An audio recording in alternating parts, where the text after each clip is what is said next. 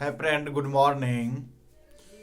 चलिए चलते हैं, आज देखते हैं क्लास 10th का ये pair of liner equation in two variable, यानी दो चरों वाले रैखिक समीकरण युग्म। तो दो चरों वाले रैखिक समीकरण युग्म में देखिए सवाल क्या कह रहा है। ये प्रश्नावली आपको ये देखिए 3.3 में, ये प्रश्नावली में देखिए क्या कहता है, निम्न रैखिक समीकरण के युग्मों को प्रतिस्थापन विधि से हल करें। तो प्रतिस्थापन विधि बहुत सिंपल विधि है, बहुत सिंपल विधि है। इससे सिंपल विधि और कोई विधि है ही नहीं। देखिए 1 सेकंड में आपको हम कैसे बताते हैं और आप सीख जाएंगे। बस कॉपी पेन निकालिए और लिखना स्टार्ट कीजिए। जैसे हम कह रहे हैं, देखिए कि प्रतिस्थापन विधि में क्या करना है। देखिए ये समीकरण है ना, तो समीकरण से हम क्या करेंगे, इसको मानेंगे 1 और 2, तो 1 और 2 मानेंगे ना, तो x का मान निकालेंगे। समीकरण 1 से निकालेंगे तो 2 में रखेंगे, और 2 से निकालेंगे तो 1 में रखेंगे। इसी प्रकार x y का मान निकाल लेंगे। तो चलिए हम करके दिखाते हैं और आप लोग देखिए, लिखिए, समझिए, और नहीं समझ में आए तो कमेंट में लिखिए भी, ताकि हम जवाब दे पाए। तो चलिए हम हल कर रहे हैं।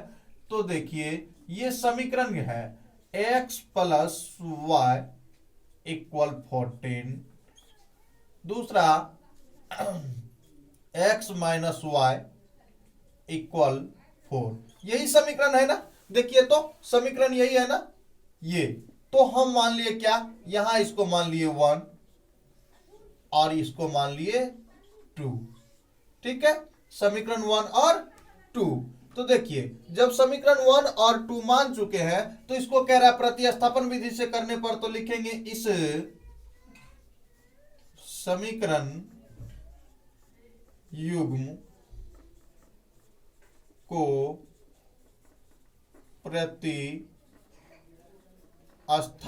विधि से हल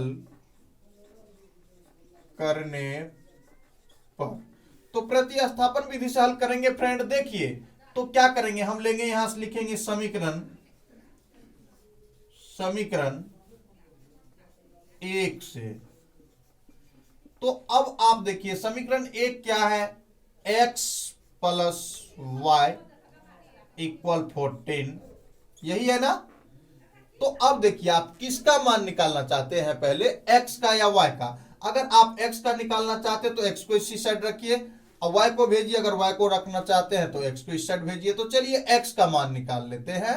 और देखिए या समीकरण है तो समीकरण का साइन भी लगाएंगे। देखिए x इक्वल 14, समीकरण का नियम है प्लस वाला माइनस में जाता है, तो y ये माइनस में हो गया।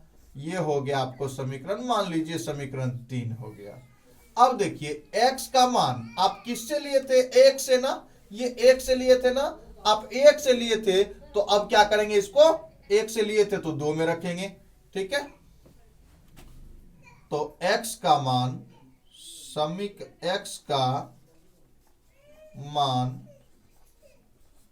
समीकरण 3 से समीकरण किसमें, 2 में रखने पर। तो समीकरण 2 देखिए क्या है, समीकरण 2 आपका क्या है, x माइनस वाई इक्वल 4। तो x माइनस वाई इक्वल 4। तो ये देखिए फ्रेंड, अब आप इस यहां किसका मान रखेंगे, चलिए यहां लिख लेते हैं। तो x का मान आप रख लीजिए 14 माइनस वाई। तो x का आप मान रख लीजिए 14 माइनस वाई। ये रहा x का वैल्यू। ठीक है, अब देखिए वहां माइनस का y है तो हम माइनस का y दे दिए। इक्वल में देखिए 4 है तो हम यहां 4 दे दिए।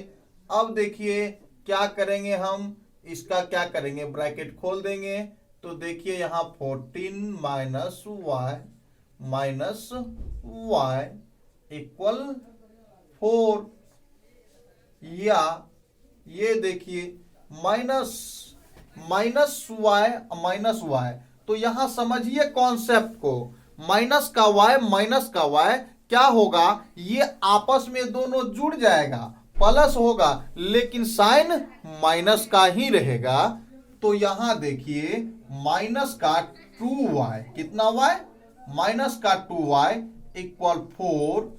ये देखिए ये माइनस का, तो उस साइड जाकर के क्या होगा, ये प्लस में हो, सॉरी ये प्लस में है ना, तो माइनस में होगा ना, तो ये क्या होगा, माइनस में हो जाएगा। तो यह आपको यहां क्या मिलेगा, 2y इक्वल, ये देखिए माइनस का 10, यही ना मिलेगा। माइनस दोनों तरफ है, काटिए, ये गुना में है तो कहां भेजिएगा, तो गुना में है तो भाग में भेजिए, यही तो समीकरण का नियम है। इसीलिए y इक्वल 10/2, तो 10/2 इक्वल 5 हुआ। अब देखिए y का मान आपको 5 मिल गया, तो y का मान आप समीकरण देखिए 1 2 3 किसी में भी रख लीजिए। तो चलिए y का मान आपको हम क्या कर रहे हैं, समीकरण 3 में रख करके दिखा रहे हैं। तो देखिए समीकरण 3, तो अब y का मान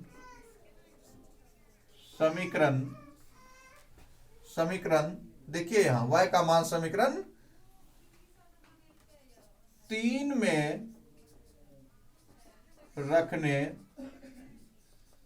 पर, तो समीकरण 3 क्या है देखिए, तो समीकरण 3 यहां आपको क्या है, x इक्वल 14 माइनस वाई। तो यहां देखिए x इक्वल 14, अब माइनस का y तो माइनस का 5, क्या माइनस का 5, क्योंकि y का मान क्या निकल चुका है, 5। तो ये हो जाएगा क्या, इसीलिए x इक्वल, ये देखिए 14 माइनस 5, तो ये हो जाएगा x इक्वल 9। तो अतः देखिए, अतः x इक्वल 9, y इक्वल क्या, 5। यही रहा आंसर। देखिए यही, इसी को कहते हैं प्रतिस्थापन विधि, है ना, वेरी सिंपल, हार्ड नहीं ना है। तो आप लोग सीख गए ना, नहीं सीखे तो फिर से दोबारा करके इसको देखिए, और तब ना समझ में आए तो कमेंट कीजिए। चलिए चलते हैं अगले सवाल के तरफ और देखते हैं अगला सवाल। तो देखिए सवाल ये 2 नंबर क्या है, s माइनस टी इक्वल 3, और फिर युग्म क्या है, s/3 प्लस t/2 इक्वल 6। तो चलिए इन सवाल को भी क्या करते हैं, इन समीकरण युग्म को भी सॉल्व करते हैं। तो देखिए यहां इन समीकरण के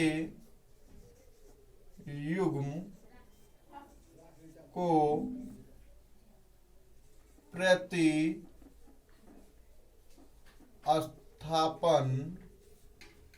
विधि से हल करने पर, तो प्रतिस्थापन विधि से हल करने पर, तो ये s माइनस टी, तो s माइनस टी इक्वल यहां 3 तो है ही, तो ये हो गया समीकरण 1, ठीक। और दूसरा देखिए s/3 प्लस t/2 इक्वल 6। तो ये देखिए फ्रेंड, यार देखिए ये भिन्न क्या जोड़ के रूप में है, तो इसे आप क्या कीजिए, स्टेप्स में ले आइए, स्टेप्स में इसको तोड़िए, ताकि है ना, ये भिन्न के जोड़ का कैलकुलेशन करके और क्रॉस मल्टीप्लिकेशन करके। तो देखिए यहां कर रहे हैं, तब इसे मानिए, तो 3 2 का एलसीएम क्या होगा, 6 होगा। अब देखिए ये 3 से ना हम 6 में भाग देंगे, ये क्या भिन्न के जोड़ का नियम है, तो 3 से हम 6 में अगर भाग देते हैं तो 3 2 जा 6, तो कितना हो जाता है 2। यहां है s, तो यहां हो जाएगा 2 इंटू एस, तो यहां हो जाएगा 2s। ये प्लस तो प्लस, यहां देखिए 2 से हम क्या करेंगे, 6 में भाग देंगे, तो 2 से भाग देंगे तो क्या हो जाएगा 3 इंटू टी, तो 3 टी इक्वल क्या 6/, नहीं भी कुछ है तो हम बटे में 1 लिख सकते हैं, हर में 1 लिख सकते हैं। देखिए यहां आगे बढ़िए, अगला स्टेप देखिए, समझिए। देखिए तो अब क्या हो जाएगा, क्रॉस मल्टीप्लिकेशन, क्योंकि यहाँ s और यहाँ t दोनों क्या है, अलग है, इसलिए नहीं जुड़ेगा। तो ये क्या हो जाएगा 2s, यहां से क्रॉस मल्टीप्लिकेशन कीजिए तो यहां हो जाएगा कितना 2s प्लस क्या 3t, कितना t 3t इक्वल देखिए कितना 6 गुना 6 तो कितना हो जाएगा 36। तो ये हो गया आपको 36। ठीक, तो देखिए आप डिवाइड भी तो नहीं कर सकते हैं, तो इसे मान लीजिए आप कितना, तो समीकरण 2। प्रतिस्थापन विधि से हल करना है, तो प्रतिस्थापन विधि से हल करने पर तो लिख लेंगे यहाँ क्या समीकरण 1 से। तो समीकरण 1 से तो एक क्या है, देखिए s माइनस टी इक्वल 3, तो यहां हो जाएगा क्या s इक्वल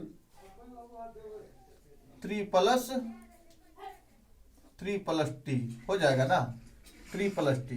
देखिए यहाँ ये प्लस भी क्या टी जैसे दिखता है तो यहाँ क्या समीकरण, ये आप यहां मान लेंगे समीकरण 3। ठीक है, अब समीकरण 3, समीकरण 3 से s का मान समीकरण आप 2 में रख लीजिए, तो लिखेंगे यहां, तो समीकरण 3 से s का मान समीकरण कितना में 2 में रखने पर, तो समीकरण 2 है क्या, देखिए समीकरण 2 यहां है 2s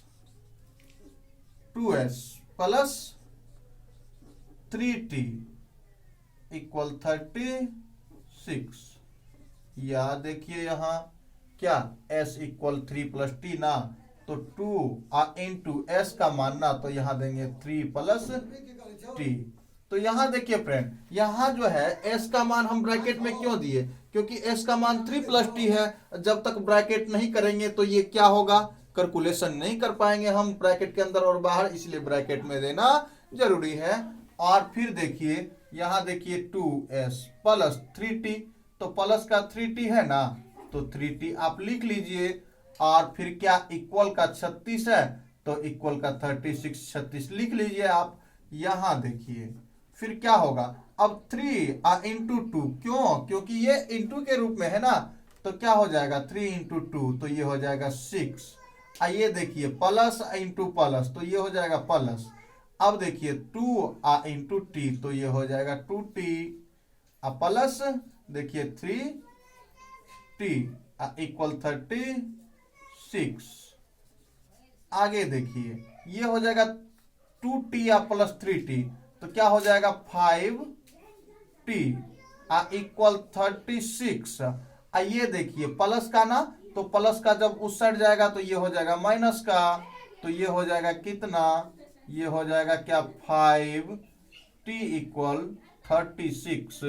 देखिए क्या हो जाएगा 36, तो देखिए यहाँ क्या हो जाएगा, ये 6, यहाँ ये 6, तो ये हो जाएगा कितना, ये जब घटेगा तो ये हो जाएगा 30,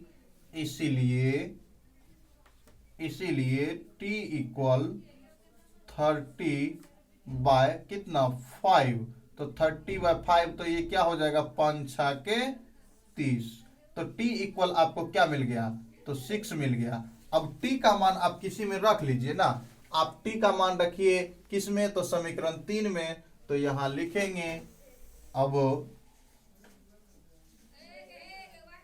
t का मान कहां, तो समीकरण देखिए समीकरण 3 में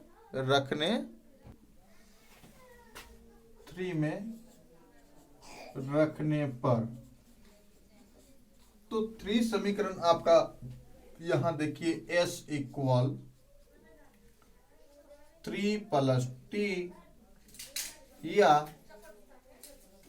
s इक्वल देखिए 3 प्लस टी का मान आपको कितना मिल गया है, तो t का मान आपको 6 मिला है। तो s इक्वल आपको क्या मिल गया, 6 प्लस 3 तो 9। अतः देखिए s इक्वल 9 और t इक्वल 6। यही आपका क्या इस सवाल का आंसर है। तो फ्रेंड, अगर आपको वीडियो पसंद आता है तो आप वीडियो को लाइक कीजिए, हमारे YouTube चैनल जीके सेंटर को सब्सक्राइब कीजिए, और जो मतलब समझिए कि जो पढ़ने के लिए चाहता है तो उसे आप शेयर भी कीजिए, ताकि वो प्रत्येक स्टूडेंट को इससे लाभ मिले और वो भी क्या समझ पाए। तो आज के लिए बस इतना ही, चलते हैं नेक्स्ट सवाल में देखेंगे।